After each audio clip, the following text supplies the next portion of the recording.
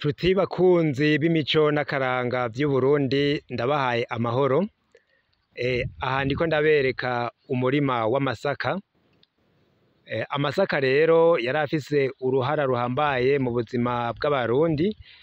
Twarababwiye yuko ariyo yavamwo umutsima umwami yaganurirako.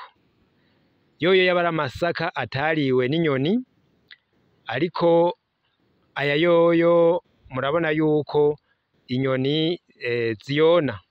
Inyoni zirakunda amasaka cane. Amasaka rero nk'aya inyoni zona ntibashobora kuyagira ngo abe ayo umwami aganurirako. Murabona nk'iriko inyoni zayonye gose.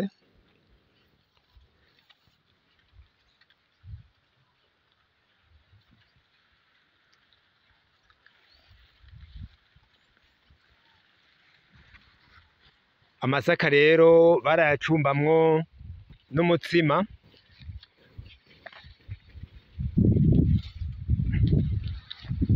Akaba yarafise uruhara ruhambaye mu buzima bw'abarundi.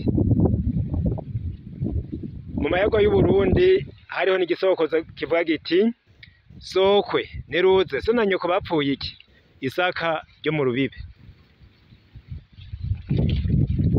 Murakoze cyane rero, tubandanye dutsimbataza imico kama yacu.